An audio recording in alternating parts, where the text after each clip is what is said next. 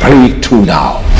बतौर ईमानदार अगर हमारे अंदर ये खूबी नहीं है, ये सलाहियत नहीं है, इस बात का एहसास नहीं है, इस बात की जिम्मेदारी को हम महसूस नहीं करते कि हमें दूसरों को मुआफ करना चाहिए, तो जब हम दूसरों को मुआफ नहीं करते, जब हमारे दिल में ग्रजेस होते हैं, दूसरों को लेकर के हम दिल में बहुत सी बुग़्ज़ और हसद की बातों को रखते हैं, दूसरों की नाकामी देखना चाहते हैं, दूसरों का सत्यानाश करना चाहते हैं, दूसरों को डाउन जाते हुए देखना चाहते हैं, तो ये इस बात की अलामत है कि वो शख्स ईमानदार होते हुए इंतहाई बीमार हालत में है।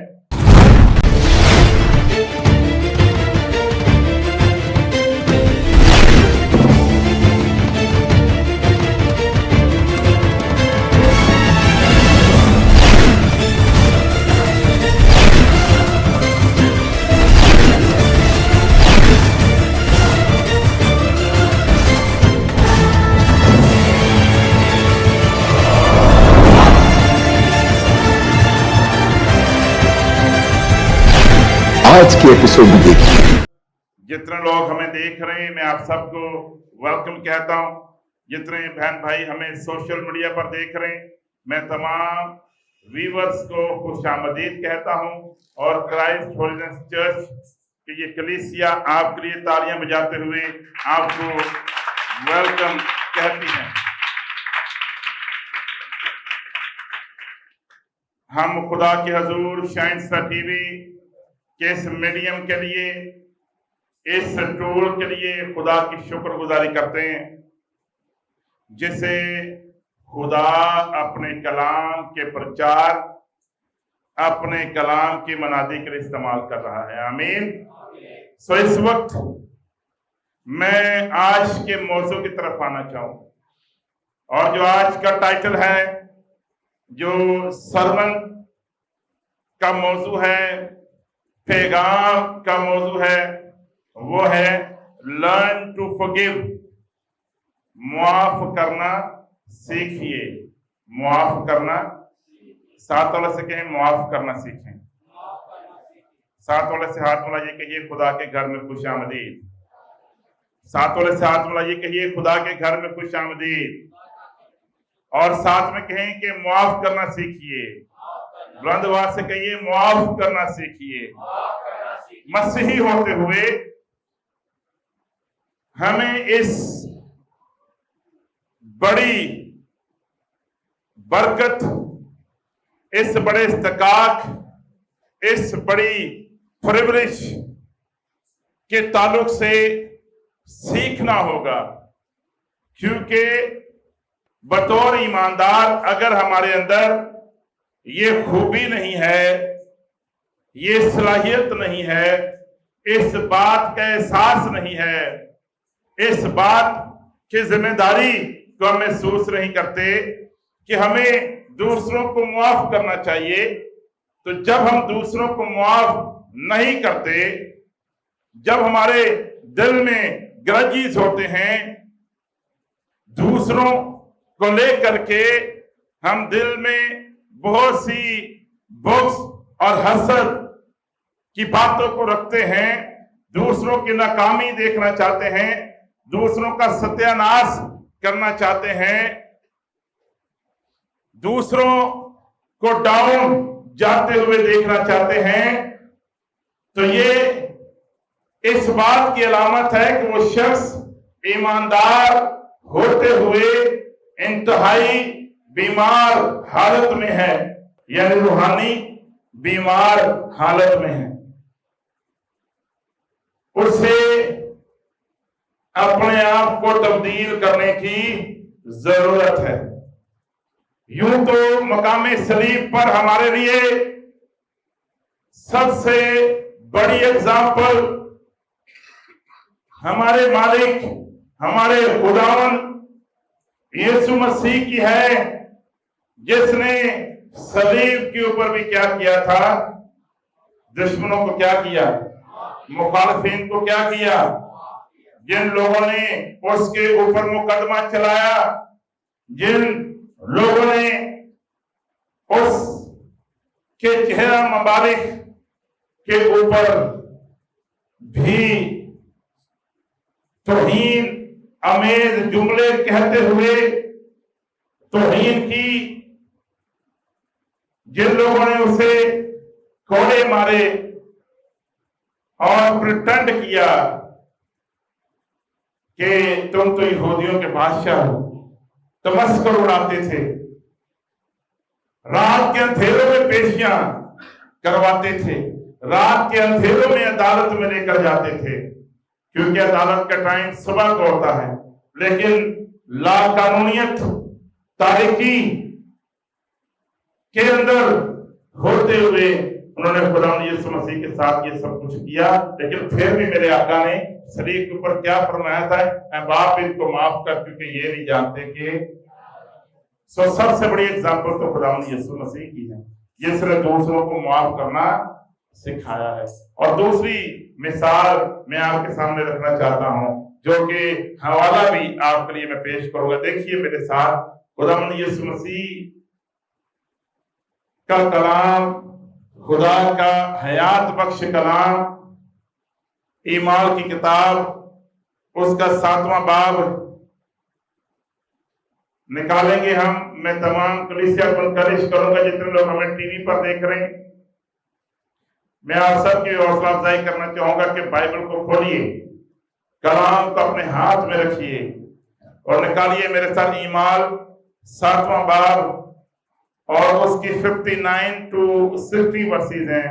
59 आयत हम देखेंगे। कोई भी आप में से बुलंद आवाज में तलावत कर सकता है। ईमाल 7वां बाब है और उसकी 59 आयत है। बुलंद आवाज से तलावत कीजिए। बस ये स्टिफनेस को संसार करते रहे और वो ये कहकर दुआ करता रहा कि ऐ खुदावंद यीशु मेरी रूह को कबूल कर। यस, फिर उसने मुझे देखकर बड़ी आवाज से पुकार के ऐ खुदावंद ये गुनाह इनके जुम्मे ना लगा। तो ये कहकर सो गया। ये कहकर क्या हो गया? सो गया। यानी कि वो मसीह में क्या हो गया? सो गया। ऐ खुदा, स्टिफनेस के ताल्लुक से यहाँ पर बयान किया जा रहा है।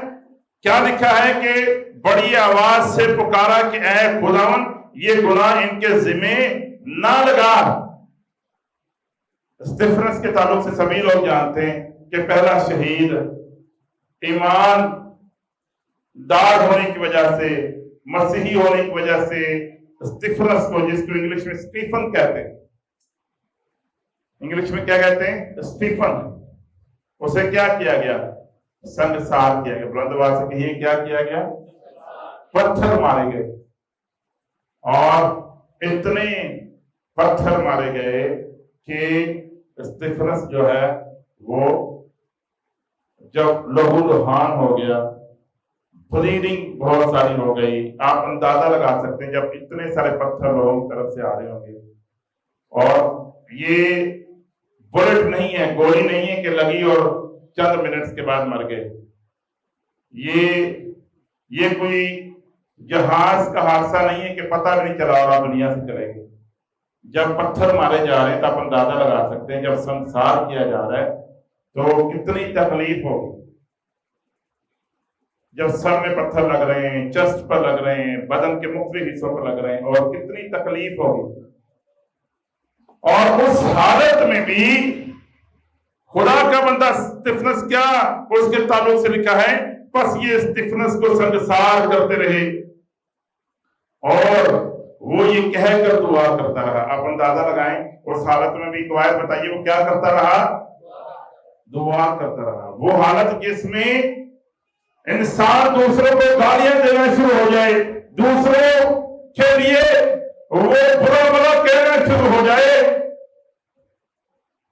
जब वो आगे से रद्द-ए-अमल देना शुरू हो जाए, लोग उसके ऊपर पत्थर बरसाते रहे, संगसार करते रहे, लेकिन ईमान जो मोमन की मराज है, जो मोमन का तर्ज अमल है, वो हम वाज़ेह तौर पर देख सकते हैं कि वो ये कहकर दुआ करता रहा। उस हालत में भी क्या हो रही है? दुआ हो रही है। ईमानदार होना बड़ा मुश्किल काम है। जब पत्थर भी मारे जा रहे हो तो भी दिल से दुआ निकले। यहां तो कोई किसी को चुंटी काटता है, कहता तू मैंने जानता नहीं, आपको नहीं पता मेरी जात कौन सी है, आपको नहीं पता मेरा खानदान कौन सा है, आपको नहीं पता मेरे पास पैसा कितना है, आपको नहीं पता मैं क्या हूं। और हम अक्सर ये जुमला सुनते हैं, तू जानता नहीं मैं कौन हूं, तू जानता नहीं है मैं कौन हूं। लेकिन हम यहाँ पर मोमिन को देखते हैं, पहले शहीद को देखते हैं, वो ये कहकर दुआ करता रहा, ऐ खुदावन यीशु मेरी रूह को कबूल कर। फिर उसने घुटने टेक कर बड़ी आवाज के साथ, बुलंद आवाज में कहिए, बड़ी आवाज के साथ, उसने जब माफ किया दूसरों को तो उसने दिल में माफ कर दिया, खुदा मैंने दिल में माफ कर दिया, नहीं बल्कि बुलंद आवाज के साथ। बाज़ औक़ात हम जब दूसरों को माफ करते हैं तो मुंह से कहते हैं जब छोड़ो यार कर देता हूं, हम मुंह से नहीं कहते, इसका मतलब दिल में बुग़्ज़ रखा हो। दिल में कहते तेरा वक्त आंदे मैंने जरा दसांगा कि मैं कौन, ये जो है मैं कौन, ये इंसान को तो कब्र की तरफ लेकर जाते हैं। हम क्या हैं? हम तो एक, जैसे मैंने लास्ट टाइम भी यहाँ पर कलाम शेयर किया था कि हम तो आबी बुखारात की मानिद हैं, हम तो एक छोटे से जरे की मानिद हैं, हम तो पानी के छोटे कतरे की तरह हैं। हमारा अगर सांस खुदा चाहे किसी भी वक्त बंद कर दे और हम दुनिया से क्या हो जाए, चले जाए, मैं कौन, आप नहीं जानते मैं कौन। तो मैं ये बताना चाहता हूँ कि हम तो कुछ भी नहीं है। आमीन। हमें अपने अंदर तकब्बुर नहीं बल्कि क्या लानी है? खाकसारी लेकर आनी है। सो यहाँ पर हम स्टीफनस की जिंदगी से सीख सकते हैं कि उसने क्या किया है, दूसरों को माफ करना सिखाया है। अब तस्वीर में लेकर आए, अगर दुनिया का हर एक शख्स पत्थर उठाकर दूसरों को मारना शुरू हो जाए और हर कोई दूसरों के लिए ग्रजेस रखे, दूसरों के लिए दिल में बुग़्ज़ और नफरत रखे, तो वो मुआशरा कैसा होगा? अगर इस मंजर में जहां पर स्टीफनस को मारा जा रहा है उसमें हर एक शख्स दूसरों को पत्थर मारे और माफ करने वाला कोई भी ना हो, तो मुआशरा कैसा हो? हम किसकी तरफ खड़े हैं? क्या हम पत्थर फेंकने वालों की तरफ खड़े हैं या दरमियान में उसकी मानिद बनना चाहते हैं जो खड़ा हुआ है और घुटने टेक कर भी वो खुदा से दुआ कर रहा है कि खुदा मेरी रूह को कबूल कर। वो हाथे मर्द की तरफ है, वो जाने की तरफ है, उसकी सांसें बंद होने की तरफ है, तो भी वो दुआ कर रहा है कि खुदावन मेरी रूह को कबूल कर और इनके ये कसूर इनके ज़िम्मे ना लगा, मैं इनको क्या करता हूं? माफ करता हूं।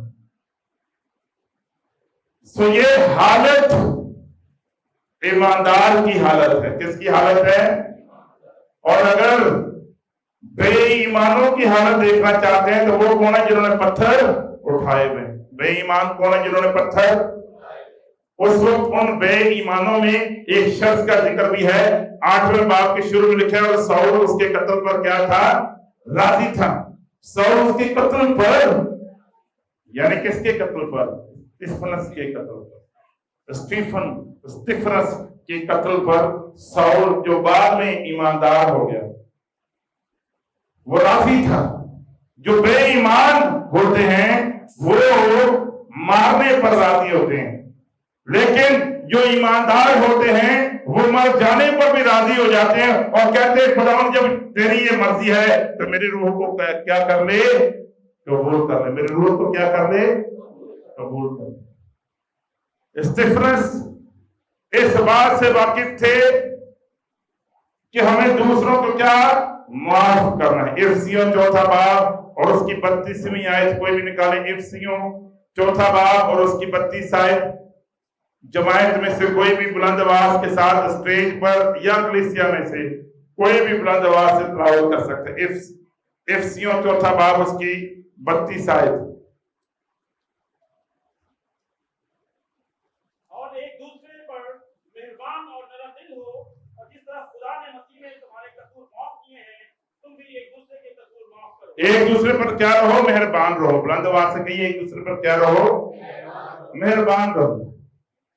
और जिस तरह मसीह ने तुम्हारे कसूर माफ किए हैं, तुम भी एक दूसरे के क्या करो, कसूर माफ करो। क्या हमें एक दूसरे के कसूर माफ करने चाहिए? करने चाहिए। अगर हम ये कहते हैं कि गुस्सा दूसरा मेरे ऊपर कर रहा है, तो गुस्से की हालत में हम लोग भी आते हैं। अगर हम ये कहते हैं मैं दूसरों को क्यों माफ करूं, तो फिर ये भी याद रखना चाहिए कि कोई आपको क्यों माफ करे, और ये भी याद रखना चाहिए कि खुदा मुझे क्यों माफ करे। जब मैं दूसरों को माफ करने के लिए तैयार नहीं हूं, तो इसका मतलब ये है कि मैं ये दावा कर रहा हूं कि मेरे ऊपर ये जो माफ करने का मामला है, ये जो माफ करने का की तालीम है, इसका मेरे ऊपर इतलाक नहीं होता। गोया आप तकब्बुर की हालत में, गोया आप नाराजगी की हालत में, आप बेईमानों की तरफ खड़े होने वाले, आप पत्थर फेंकने वालों की तरफ खड़े होने वाले हैं। कलाम में खुदा ने यीशु ने फरमाया कि एक शख्स जिसने किसी का कर्ज देना है, आज के मुताबिक हम कहते हैं बिलफर्ज उसने 500 रुपए किसी के देने थे, और आगे उस शख्स ने बादशाह के जो कर्ज था उसको देना था। मिसाल के तौर पर 10,000 रुपए, बादशाह ने उसको 10,000 रुपए माफ कर दिए। जब वो बाहर निकला तो जिस शख्स ने उसके देने थे खाली 500 रुपए, वो कहने लगा मैं बाद में दूंगा, लेकिन उसने उसको पकड़ा, मारा, कुटा। उसने कहा मेरे 500 रुपए, उसके 10,000 रुपए माफ हुए, लेकिन वो दूसरे को 500 रुपए भी माफ नहीं कर रहा। तो जब बादशाह को पता चला कि मैंने इसके 10,000 माफ किए और ये दूसरों के 500 भी माफ नहीं करता, और उसने उसको पकड़ा और पकड़कर कैद में डाला। मेरे अजीजों, जब हम दूसरों को माफ करते हैं तो फिर खुदा भी हमें क्या करता है, माफ करता है। जिस तरह मसीह यीशु ने हमारे कसूर माफ किए, हम भी दूसरों के कसूर माफ, और इसका हमारी सेहत पर असर होता है। जो लोग हर वक्त नेगेटिव, जेलसी, उसको देख बातें, कॉर्नर में जाना, उस कोने में फुसर कानों में, ये देख ये कैसी लग रही है, ये देख इसको, ये देख इसकी बेइज्जती हो गई। जो दूसरों को डाउन करते हुए खुश होते हैं हर वक्त। याद रखें, खुदा इस हालत से खुश नहीं है, खुदा कभी भी इससे खुश नहीं होता। और हम इंसान के साथ तो प्ले कर सकते हैं, इंसान के मामलात में तो खेल सकते हैं, लेकिन हम कभी खुदा के मामलात में नहीं खेल सकते। और जब हम खुदा के साथ प्ले करेंगे, खुदा के साथ ड्रामा रचाने की कोशिश करेंगे, तो खुदा फिर क्या करता है, ऐसे लोगों को माफ नहीं करता। कुलसियों 3 बाब उसकी 13वीं आयत में लिखा है, कुलसियों 3 बाब उसकी 13 आयत में लिखा है, अगर किसी को दूसरे की शिकायत हो तो एक दूसरे की बर्दाश्त करे और एक दूसरे के कसूर माफ करे। जैसे खुदावंद ने तुम्हारे कसूर माफ किए, वैसे ही तुम भी किया करो। सब कहिए आमीन, सब कहिए आमीन, बुलंद आवाज से कहिए आमीन। अगर किसी को दूसरे की शिकायत हो तो एक दूसरे की क्या करे, बुलंद आवाज से कहिए बर्दाश्त करे, बुलंद आवाज से कहिए बर्दाश्त करे। इसका मतलब यह हुआ कि मसीही जिंदगी में हमें एक दूसरे के मामलात, एक दूसरे के रवैयों को क्या करना है, बर्दाश्त करना है। टॉलरेंस होनी चाहिए हमारे लिए, एक दूसरे को बर्दाश्त करने की सलाहियत होनी चाहिए। ये मसीही जिंदगी का तर्ज अमल है। जैसे खुदावंद ने तुम्हारे कसूर माफ किए, वैसे तुम भी करो। अंदाजा लगाएं, वो जो हमारा सब कुछ जानता है, सब कुछ जानता है, He knows everything, every and each matter He knows, फिर भी वो हमें माफ करता है। आप अंदाजा लगाएं कि खुदा हमें किस तौर पर माफ करता है, फिर भी वो हमें माफ करता है। और हम थोड़ी सी किसी की बात जानकर भी उसको माफ करना नहीं चाहते, और खुदा के पास आकर हम ये कहते हैं कि खुदा तो मुझे क्या कर दे, माफ कर, खुदा तो मुझे क्या कर दे, और खुद दूसरों को माफ करना नहीं चाहते। ये तो बिल्कुल वैसे ही हो गया कि सास को अपनी बेटी हमेशा अच्छी लगती है और बहू क्या है, बुरी लगती है। मेरी बेटी जो है वो शहजादी बन के रहे और जो बहू है वो गुलाम बन के रहे। यानी वो चीजें जिसका ताल्लुक मेरी जात के साथ है वो जैसे चाहे मैं करूं, और जिसका ताल्लुक दूसरे की जात के साथ है वो मुश्किल में हो, परेशानियों में हो, जैसे भी हो, मुझे उसकी परवाह नहीं। ये इतना जोर मैं जानता हूं ये कलाम के मुताबिक नहीं है। सबके आमीन। ईमानदार की जिंदगी सबसे मुख्तलिफ होनी चाहिए, ना कि मुआशरे के मुताबिक। और जो दूसरों के गिरने का मुंतज़िर रहता है खुदा उसको गिराता है, क्योंकि खुदा मगरूरों का क्या करता है? मुकाबला करता है। मगरूर पीछे होते जाते हैं, तकब्बुर वाले पीछे होते जाते हैं, और जो खाकसार होते हैं खुदा उनको क्या करता है? सामने लेकर आता है। और वो जो गड़े में फेंकते हैं, वो लोग जो गिरफ्तार करवाने का बायस बनते हैं, जो आपको नीचे लाना चाहते हैं, फिर वो आपके पास आकर आपकी मदद मांगते हैं। और यहाँ पर मैं यूसुफ के तारुफ से बात कर, जितना कि आपको नीचे खींचेगा उतना ही खुदा आपको सरफराजी की तरफ लेकर जाएगा। आमीन। वैसे भी नीचे खींचने की नौबत उसी वक्त आती है जब दूसरे आपको अपने से ऊपर जाते हुए देखते हैं। आमीन। सब कहिए आमीन। कभी कभी जब मुखालफत भी हो रही हो, लोग आपके लिए प्लान कर रहे हो, बल्कि आपको गिराने की साजिश की जाए, तो ये भी समझ लेना कि खुदा आपको बुलंदी पर लेकर जा रहा है। आमीन। नीचे गिराना आसान नहीं है। इस हद तक चले जाओ तो लोग आप पे साजिशें करें। लोग आप पे क्या करें? साजिशें। इसका फिर क्या सबूत होगा? इसका मतलब दुनिया की नजर में जो आपको नीचे खींच रहे हैं वो आपको गोया ऊपर जाते देख रहे हैं, इसलिए नीचे खींच रहे हैं। मुखालफत भी उसी की होती है जो कोई काम कर रहा होता है। लेकिन इस सारी सूरत हाल में हमारे दिल के अंदर दूसरों के लिए क्या रहनी चाहिए? मुआफी रहनी चाहिए। 3 बातें क्विकली में शेयर करना चाहता हूं कि हमें दूसरों को क्यों माफ करना चाहिए। पहली बात, जब हम दूसरों को माफ करते हैं, learn to forgive so that God will also forgive you. जब हम दूसरों को माफ करते हैं तो फिर खुदा भी हमें क्या करता है? हमें क्यों माफ करना चाहिए दूसरों को? क्योंकि जब हम दूसरों को माफ करते हैं तो खुदा क्या करता है? हमारे गुनाह भी माफ करता है। जब हम दूसरों को माफ करेंगे तो खुदा भी हमें माफ करेगा। दूसरे लफ्जों में, अगर हम दूसरों पे ग्रजेस रखते हैं, दूसरों के लिए बुग़्ज़ रखते हैं, दूसरों को गिराना चाहते हैं, तो फिर खुदा उस बुग़्ज़ को जो हम दूसरों पे रखते हैं उसे जब वो देखता है जो कि गुनाह की हालत है, तो फिर खुदा हमें कैसे माफ करेगा? क्योंकि मेरी जिंदगी खुद गुनाह के अंदर है। मैं तो आजाद नहीं हूं, मैंने खामखा बोझ अपने पीछे अपने कंधों पर उठाया हुआ है, और खामखा के दूसरों की मुखालफत मैंने अपनी जिंदगी में रखी हुई है, मनफी सोचों पर रखा हुआ, और उस हालत को खुदा पसंद नहीं करता और वो आपको माफ नहीं करता। मत्ती 6 बाब उसकी 14 आयत है। मत्ती 6 और उसकी 14 आयत। कोई भी बुलंद आवाज से तिलावत करें। इसलिए कि अगर तुम आदमियों के कसूर माफ करोगे तो तुम्हारा आसमानी बाप भी तुमको माफ करेगा, और अगर तुम आदमियों के कसूर माफ ना करोगे तो तुम्हारा बाप भी तुम्हारे कसूर माफ ना करेगा। आमीन आमीन। और इसी तरह ज़बूर 86 उसकी 5वें आयत में लिखा है कि खुदा हमें माफ करने के लिए राजी है, माफ करने के लिए तैयार है। खुदा हमें माफ करना चाहता है, लेकिन जरूर है कि हम दूसरों के कसूर क्या करें? माफ करें। हम दूसरों को we have to forgive, हमें दूसरों को माफ करना।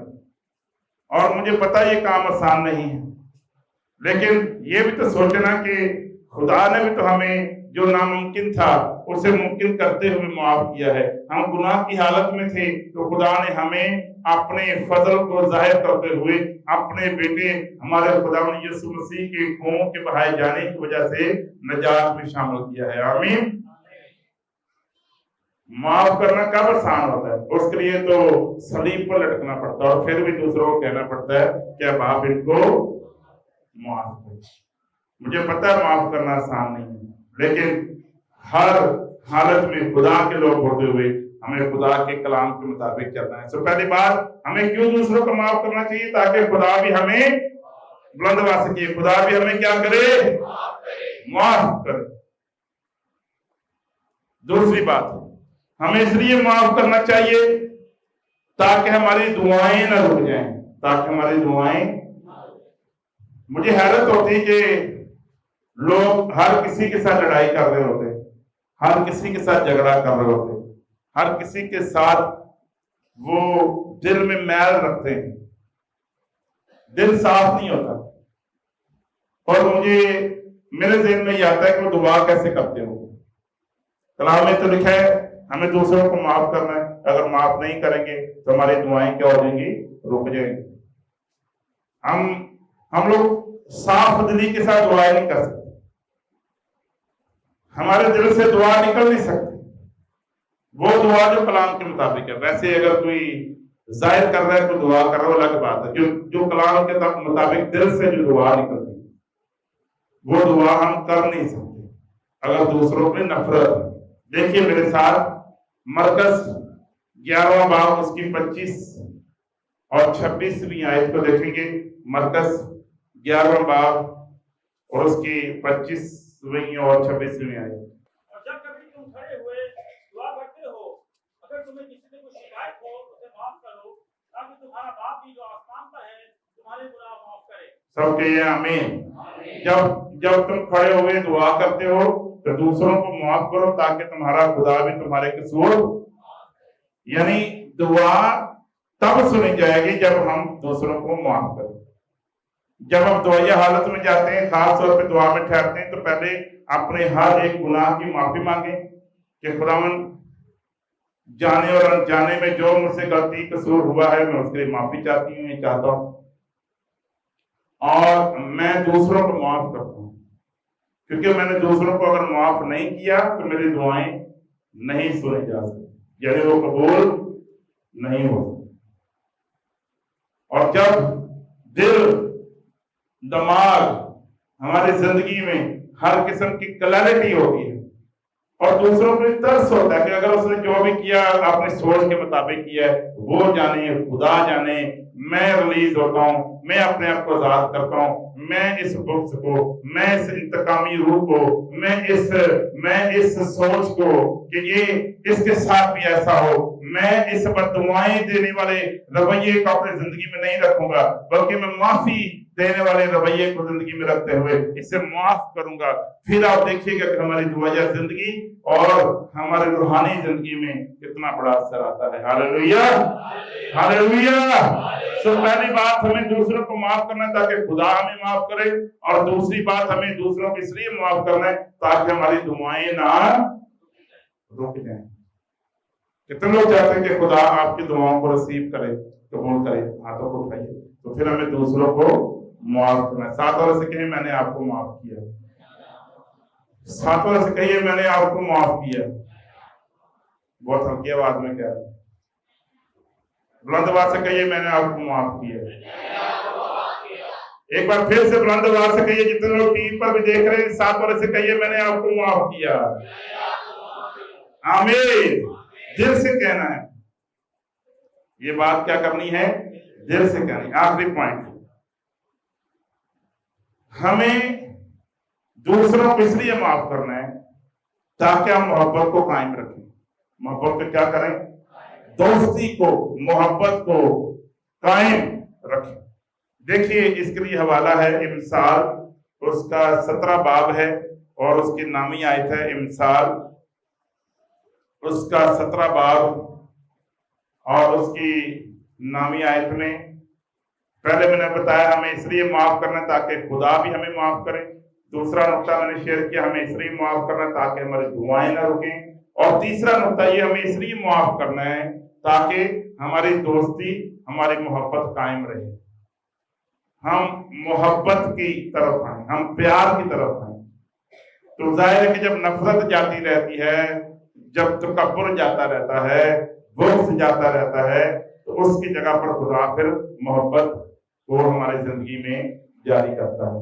तो देखिए इमसाल 17 उसके 9 आयत, जो खतापोशी करता है दोस्ती का जो यान है, पर जो ऐसी बात को बार बार छेड़ता है दोस्तों में जुदाई डालता है।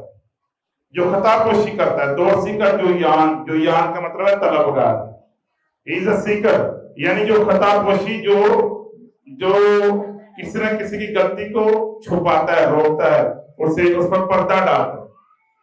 बाद बात हम छोटी सी किसी की गलती होती है, किसी की प्रॉब्लम होती है, किसी के घर में लड़ाई हो जाए, किसी के प्रोग्राम में कोई मसला हो जाए, खाना खत्म हो जाए, जल्दी खत्म हो जाए, तो लोग उस बीबी से लंदन बने होते हैं, खबरें बता रहे होते, ये हो गया था वहां पर, ये हो गया था, ये हो गया। दूसरों की प्रॉब्लम्स, दूसरों के कसूर, दूसरों की गलतियां, दूसरों की खताओं तो हम इस तरह बता रहे होते हैं कि ये ब्रेकिंग न्यूज है। ये क्या है? Breaking news. दूसरों के ताल्लुक से जो भी बात होती है वो हमें बहुत बड़ी लगती है, ये ब्रेकिंग न्यूज है, it's a big breaking news. और जिसका ताल्लुक मेरी जात के साथ होता है उससे मैं कहती हूँ कुछ भी नहीं, जाने दो, जाने दो, कोई मसला ही नहीं, छोड़ दो, ये कोई मसला ही नहीं है। दूसरे का सच बहुत बड़ा दिखाई देता है, और जो अपना सच होता है वो छोटा सा दिखाई देता है। ये इसका कोई प्रॉब्लम ही नहीं है। अगर दूसरे का जो सच है जो बहुत बड़ा दिखाई दे रहा है, उसकी वजह से अगर डैमेज 20% हुआ है, और अपने जो सच है उसकी वजह से 120% डैमेज हुआ है, तो अपने सच को क्या कह रहे हैं? छोटा नहीं बताना किसी को, मसला ही नहीं। पादी साहब अभी भी गल है, कोई प्रॉब्लम ही नहीं है, कोई इश्यू ही नहीं है। मेरी बेटी ने भाग कर शादी कर ली तो क्या हो गया? दूसरे की बेटी ने पसंद की कर ली, ये बड़ी प्रॉब्लम है। अपनी ने भज के की थी, अपना कसूर छोटा लग रहा है, और दूसरे का क्या कह रहे हैं? उसने देखो पसंद की शादी की है। बात समझ में आ रही सबको? हेलो। अगर हम ये चाहते हैं कि रिश्ते नाते कायम रहें, अगर हम ये चाहते हैं कि खुदा की मोहब्बत हमारी जिंदगियों में सरायत करे, खुदा की मोहब्बत हमारी जिंदगियों में कायम रहे, तो जिस तरह कलाम में लिखा है कि जो दोस्ती को कायम रखने वाले लोग हैं, जो खतापोशी करते हैं, जो खता को छुपाते हैं, गलती के ऊपर पर्दा डालते हैं, वो दोस्ती को कायम रखने के तलबगार होते हैं कि दोस्ती रिश्ते कायम रहें। बहुत बड़ी प्रॉब्लम खानदानों के अंदर होती है। कोई जाकर अपनी भाभी को क्या बता रहा होता है, नानी को क्या बता रहे होते हैं, खाला को क्या बता रहे होते हैं, फुफ्फी, अक्सर फुफ्फियां जो होती हैं वो क्या बता रही होती हैं, खाला क्या बता रही होती है।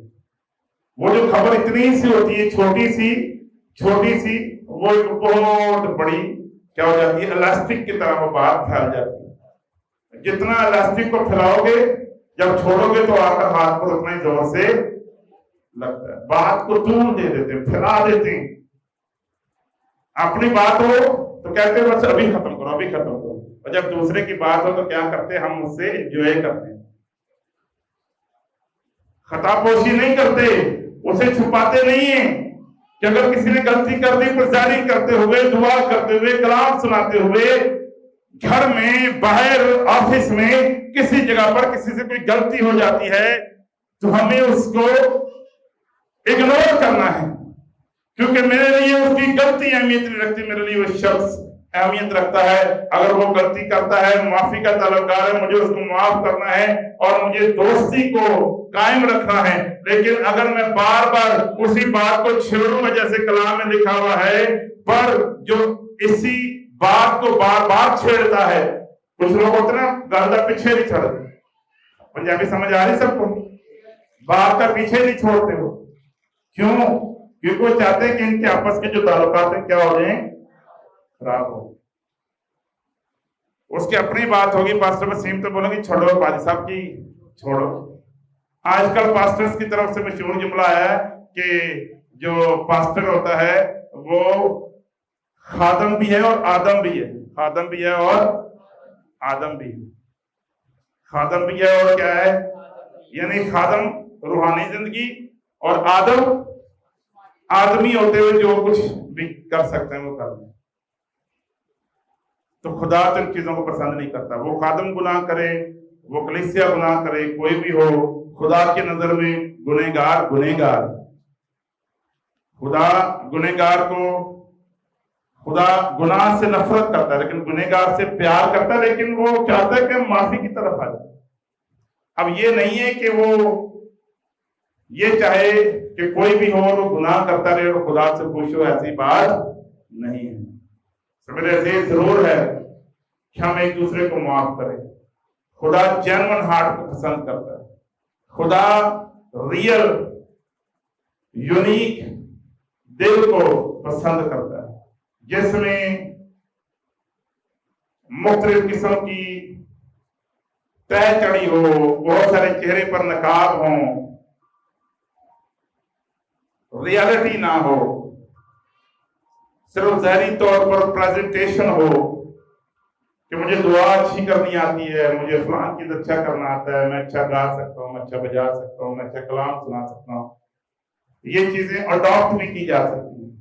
खुदा जिस चीज को पसंद करता है वो हमारी डेली रोजमर्रा की जिंदगी है जो हम उसके लिए गुजारते हैं, जो दूसरों को माफ करने पर मबनी है, जो दुआया जिंदगी पर मबनी है, जो दूसरों के लिए अच्छा सोचने पर मबनी है, जो मोहब्बत का प्रचार करने पर कायम रहती है। सबके आमीन।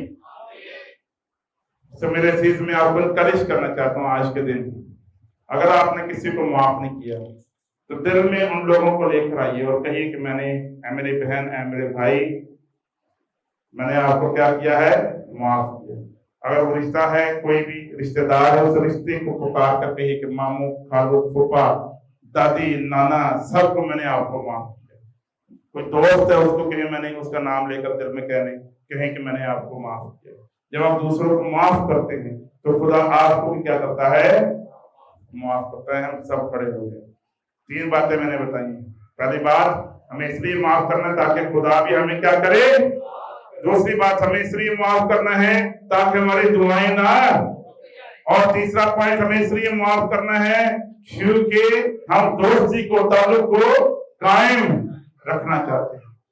हम अपने रिश्ते को कायम रखना चाहते हैं, क्योंकि अगर मैं अपने रिश्ते को कायम ना रखूं तो फिर आहिस्ता आहिस्ता क्या होता है, उन खानदानों में, उस घर में, उन चर्चिस में, उन मिनिस्ट्रीज में एक किस्म की कैओस पैदा हो जाती है, एक किस्म की तबाही आ जाती है और लोग खुदा के जलाल के लिए इस्तेमाल होने के बजाय वो शैतान के हाथों में चले जाते हैं। इसलिए मेरे अजीज, हमें अपने आप को खुदा के हवाले करना है और एक दूसरे को माफ करना है। आमीन।